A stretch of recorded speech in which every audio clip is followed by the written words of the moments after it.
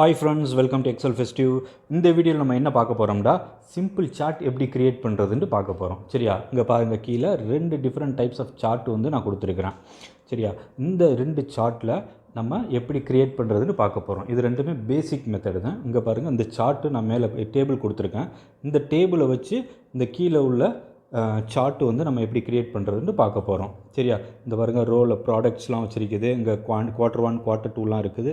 அது எல்லாம் இங்கே சார்ட்டில் எது எங்கெங்கே ஃபிக்ஸ் ஆகணுமோ அது ஆட்டோமேட்டிக்காக அதுவாக ஃபிக்ஸ் ஆகி நம்மளுக்கு கொடுக்குற மாதிரி எப்படி க்ரியேட் பண்ணுறதுன்னு பார்க்க போகிறோம். சரியா, ரைட் சைடில் உள்ளது வந்து அதுக்கும் ஒரு சார்ட்டு தான், அது டிஃப்ரெண்ட் ஸ்டைலில் இருக்குது.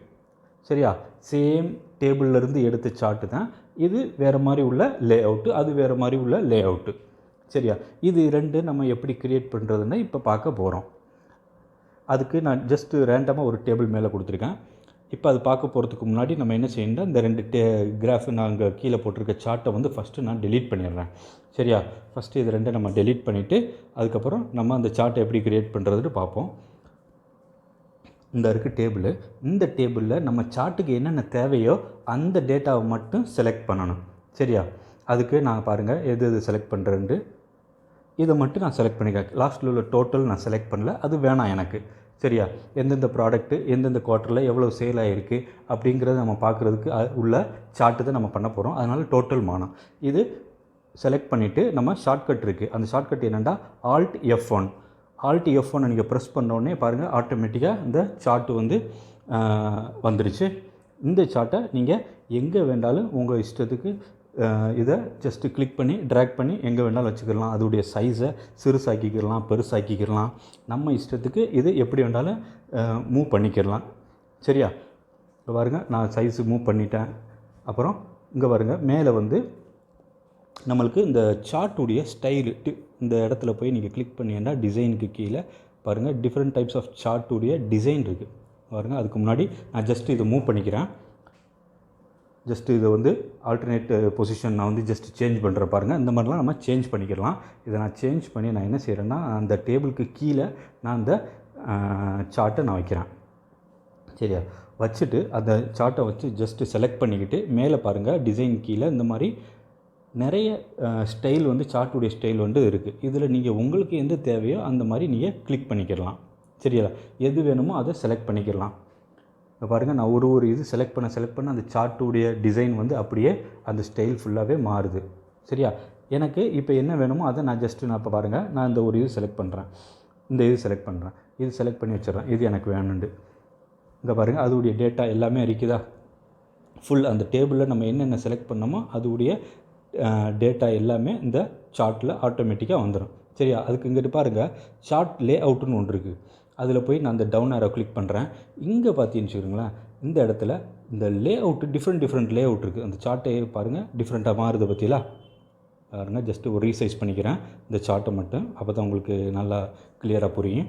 இப்போ பாருங்கள், மேலே போய் அந்த டிசைன் வந்து நான் இது லே அவுட் வந்து டிஃப்ரெண்ட் டைப்ஸ் இருக்குது. அதில் நான் ஒன்று ஒன்றா மாற்ற இங்கே பாருங்கள் ஆட்டோமேட்டிக்காக சேஞ்ச் ஆகுது.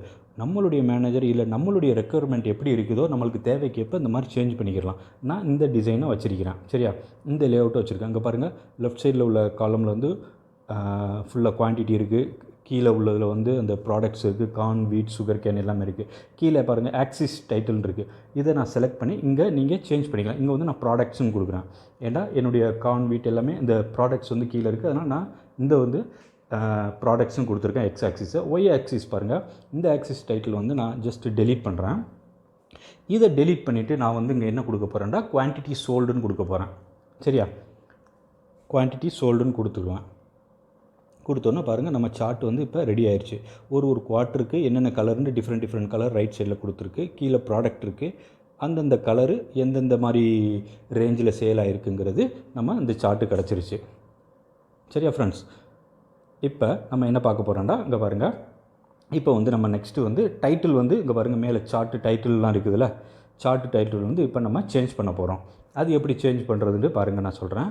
அது நீங்கள் ஜஸ்ட்டு செலக்ட் பண்ணிவிட்டு நீங்கள் டபுள் கிளிக் பண்ணி டைப் பண்ணலாம். இல்லைன்னா மேலே போய் ஃபார்முலா பாரில் ஈக்குவல் டுன்னு கொடுத்து நான் இந்த ஹெட்டிங் இருக்குல்ல, அக்ரிகல்ச்சர் சேல்ஸ் 2022 அதை செலக்ட் பண்ணிட்டேன். கொடுத்து என்ட்ரு கொடுத்தோன்னு பாருங்கள், ஆட்டோமேட்டிக்காக அது அந்த அக்ரிகல்ச்சர் சேல்ஸ் 2022 அந்த டைட்டில் வந்து இங்கே பேஸ்ட் ஆயிடுச்சு. இப்போ இதை செலக்ட் பண்ணிக்கிட்டு ஹோம் டேப்பில் போய் நீங்கள் சைஸை வேண்டாம் குறைச்சிக்கிடலாம், இன்க்ரீஸ் பண்ணணுன்னா இன்க்ரீஸ் பண்ணிக்கலாம், நம்ம இஷ்டத்துக்கு நம்ம இதை சேஞ்ச் பண்ணிக்கலாம். சரியா? பாருங்கள், ஒரு சிம்பிள் சார்ட் வந்து இப்போ க்ரியேட் ஆயிடுச்சு. ஈஸியான மெத்தடு தான் இது. நமக்கு தேவைக்கான அங்கே பாருங்கள். இப்போ இந்த ரோ அண்டு இந்த Q1 Q2லாம் இருக்குல்ல, இப்போ மேலே டிசைன் டேப்புக்கு கீழே இங்கே ஸ்விட்ச் ரோ காலம் இருக்குது. இதை நீங்கள் கிளிக் பண்ணி வச்சுக்கிறீங்களேன். இப்போ பாருங்கள், இங்கே பாருங்கள் Q1 Q2 ரைட் சைடில் இருக்குது. கீழே வந்து ப்ராடக்ட்ஸ் இருக்குது, கார்ன், வீட், சுகர் கேன், சோய் பீன்ஸ், காஃபி இருக்குது. இப்போ நான் இதை போய் ஸ்விட்ச் ரோ காலம் கிளிக் பண்ணோன்னு இங்கே பாருங்கள் Q1 Q2 அது கீழே வந்துருச்சு. ப்ராடக்ட்ஸ் அந்த கார்னு, வீட்டு, இந்த ப்ராடக்ட்ஸ் எல்லாம் ரைட் சைடில் போயிடுச்சு. இப்போ எகெயின் மறுபடியும் நான் கிளிக் பண்ணேன்னா அது மறுபடியும் ஷிஃப்ட் ஆகிடும். சரியா? நமக்கு எந்த மாதிரி அனலைஸ் பண்ணுறீங்களோ டேட்டாவை, உங்களுக்கு அந்த மாதிரி இந்த சார்ட்டை க்ரியேட் பண்ணிக்கலாம். இப்போ பாருங்கள், நான் ஒரு எக்ஸாம்பிள் கொடுக்குறேன். சேம் டேபிள் செலக்ட் பண்ணிட்டேன். Alt F1 சார்ட்டு க்ரியேட் பண்ணுறதுக்குள்ளே ஷார்ட்கட் ஞாபகம் வச்சுக்கிறோங்க. அது செலக்ட் பண்ண உடனே இந்த மாதிரி அடுத்த ஒரு சார்ட்டு க்ரியேட் ஆகுது. சரியா? சேம் டேபிளுக்கு நான் சார்ட்டு உண்டாக்கி டிஃப்ரெண்ட் ஸ்டைலு லே அவுட்டு நம்ம வச்சு பார்க்க போகிறோம். இதெல்லாம் தெரிஞ்சுக்கிறது ரொம்ப யூஸ்ஃபுல்லு. இப்போ ரீசைஸ் பண்ணியிருக்கிறேன். சேம் டேபிள் சார்ட்டை செலக்ட் பண்ணி மேலே பாருங்கள் டிசைன் போய் நான் இந்த டிசைன் செலக்ட் பண்ணுறேன். இந்த டிசைன் பாருங்கள் டிஃப்ரெண்ட் லுக்காக இருக்கும். சரியா? இது ஒரு டிஃப்ரெண்ட் ஸ்டைலு. இப்போ மறுபடியும் நம்ம என்ன செய்ய போகிறோம்டா, லெஃப்ட் சைடில் சேம் டிசைன் டேப்புக்கு கீழே இந்த பாருங்கள் லே அவுட் இருக்குது. இதில் டிஃப்ரெண்ட் லே அவுட் இருக்குது. நமக்கு எந்த லே அவுட் தேவையோ, நான் இப்போ எக்ஸாம்பிள் நான் வைக்கிறது இந்த லே அவுட் வைக்கிறேன். எனக்கு இது பிடிச்சிருக்குது, நான் இந்த லே அவுட் வச்சு காமிக்கிறேன். சேம் டேபிள் தான் பாருங்கள், ஆனால் சேம் சார்ட்டு நம்ம வேறு மாதிரி க்ரியேட் பண்ணுறோம்.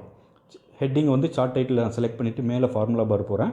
ஈக்குவல் டு கொடுத்து நம்ம இந்த பாருங்கள் அந்த ஹெட்டிங் இருக்குல்ல, டைட்டில் அக்ரிகல்ச்சர் சேல்ஸ் 2022, அதை கிளிக் பண்ணி என்ட்ரு கொடுத்த உடனே ஆட்டோமேட்டிக்காக அங்கே வந்துடும். இதுக்கு முன்னாடி நான் சொன்ன மாதிரி தான். ஹோம் டேபுக்கு போங்க. சைஸை நீங்கள் குறைக்கணும்னு நினச்சிங்கன்னா குறைச்சிக்கிறங்க. எவ்வளோக்கு வேணுமோ உங்களுக்கு டேபிளுக்கு அந்த சார்ட்டுக்கு ஏற்ற மாதிரி நீங்கள் ரீசைஸ் பண்ணிக்கலாம். கீழே பாருங்கள் இந்த டேபிள் ஃபுல்லாக அந்த சார்ட்டு வேறு மாதிரி இருக்குது. சரியா? அதுலேருந்து இதுக்கு இப்போ இந்த மேலே போய் இந்த ஸ்விட்ச் ரோ காலம் கொடுக்குறேன் பாருங்கள். இதுக்கு முன்னாடி நான் சொன்ன மாதிரியே கீழே பாருங்கள் ப்ராடக்ட்ஸ் எங்கே இருக்குது, அந்த Q1 Q2 Q3 Q4 கீழே இருக்குல்ல.